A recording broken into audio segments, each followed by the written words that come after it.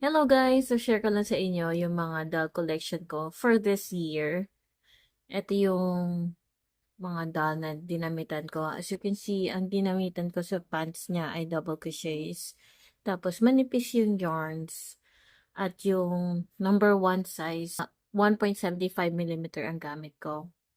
Yan, ruffled yung sleeves niya. Ito naman meron siyang edging. Yan. Itong mga Barbie, ilan na itong vintage na to? 12 inches siya. Itong maliit lang ng 1 inch, mga 11 inches siguro siya. Wala pa siyang shoes. Ito naman, mga 8.3 to 8.7 inches yung height nila. Maliliit sila kumpara dito.